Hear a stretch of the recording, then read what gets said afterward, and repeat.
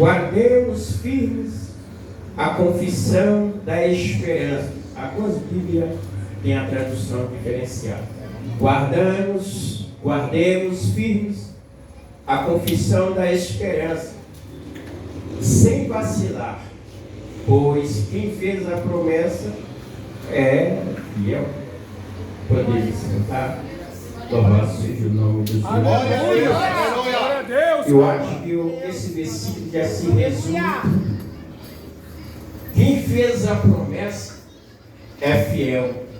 Lembrando que eu e você, nós estamos debaixo de uma promessa. Louvado seja Deus. Glória.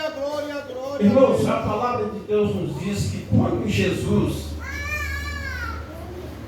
ele sai da Galileia, no início do seu ministério, ele começa a lhe chamar os seus primeiros discípulos.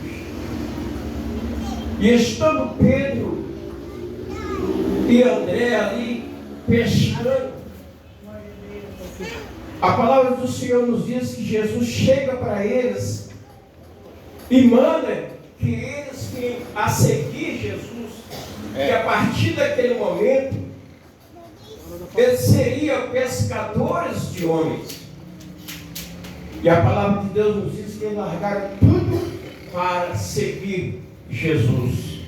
Amém, Jesus. Glória a Deus. Mas na frente, novamente, Jesus encontra com Tiago e seu pai ali que estava consertando as redes, Tiago e André. E a palavra de Deus nos diz que novamente Jesus chega para eles e diz: olha, segui a mim, que a partir desse momento farei de vós pescadores de homens. E eles deixaram ali os seus pais, ou seja, seu pai, e seguiram Jesus. E a partir daquele momento, começa Jesus a fazer os seus discípulos, chamar os seus discípulos. E completando então Jesus, os seus discípulos, Jesus então começa a sua obra, começa a sua missão na face da terra. Começa Jesus a andar por todas as províncias com seus discípulos, fazendo a obra do Senhor. E quando Jesus se encontrava, não na sinagoga, ou seja, quando Jesus subia aos montes, às vezes Jesus ali dava uma pausa para conversar com seus discípulos, para discipular os seus discípulos,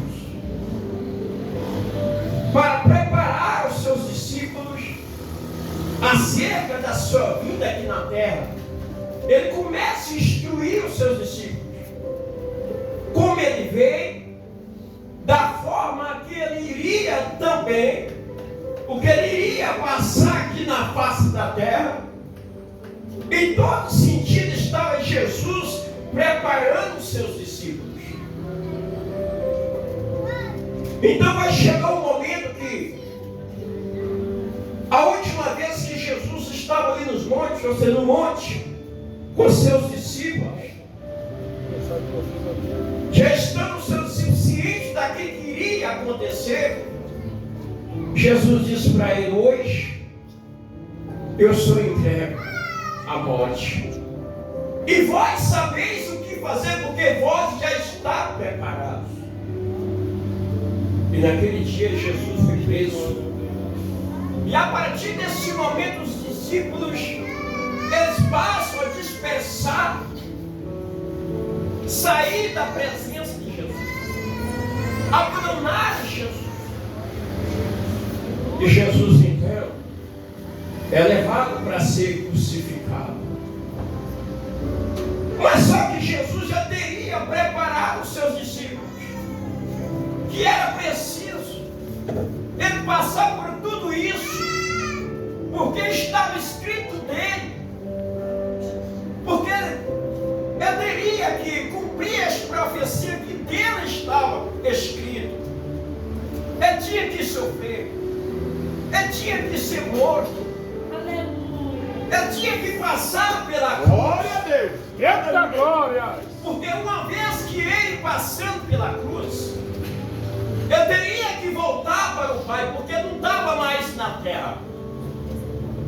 E quando ele voltasse para o Pai, ele ia enviar o Consolador. Glória a Deus. Porque outra hora ele estava na terra. Então todo mundo estava no conforto, estava protegido. Mas uma vez ele sair da terra, ele tinha que enviar alguém ao lugar dele, que era o Consolador. Aleluia.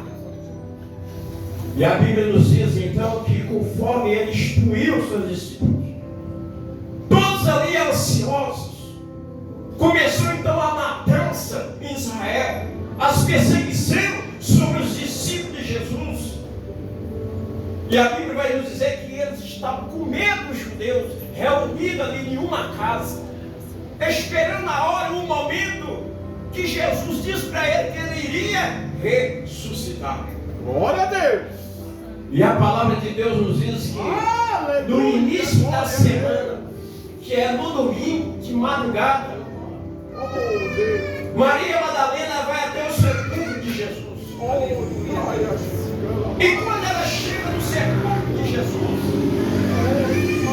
a cova estava vazia, a pedra teria sido removida. E um anjo aparece para ela e diz: ele não está mais aqui. Aleluia. Ele já ressuscitou. E quando o anjo diz para ela que ele não estaria mais ali, a Bíblia vai nos dizer que ela olha dentro da cova. E quando ela olha dentro da cova, lá tinha um lenço dobrado, ou seja, o lençol estava dobrado.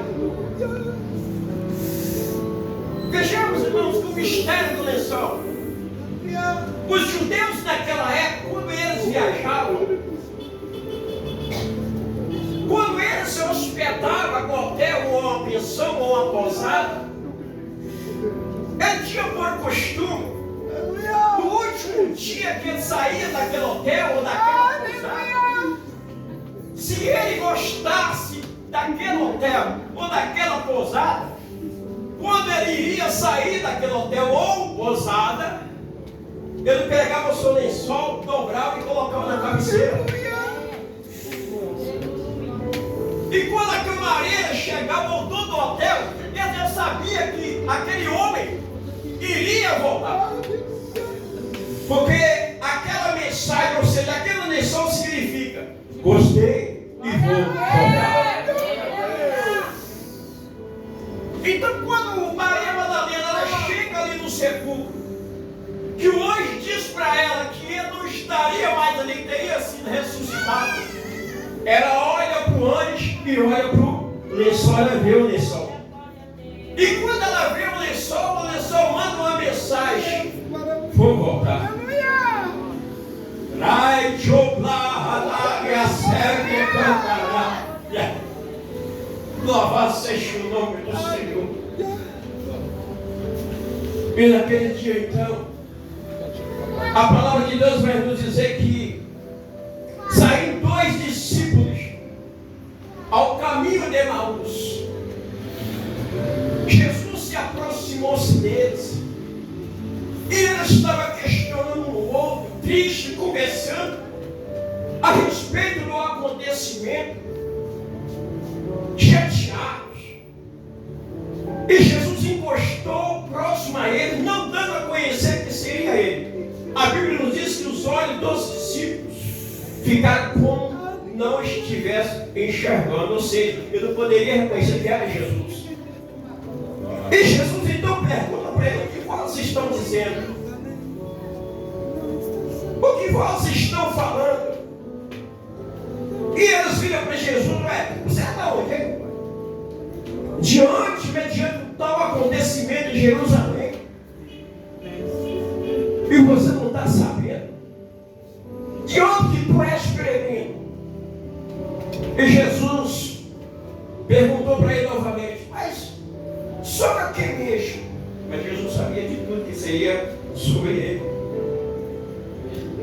Você não está sabendo como matou um varão, um homem poderoso em palavra, em obras, em sinais. Mas nós esperávamos que fosse ele o remissor de Israel. Mas hoje é o terceiro dia e nada. Você sabe o que eu aprendo aqui? A esperança dos discípulos teria acabado. Eles estavam confiando mais que o Senhor iria ressuscitar, ou seja, voltar. Ele já teria perdido a esperança. Ele diz: nós esperávamos que fosse ele o remissor, mas até agora nada.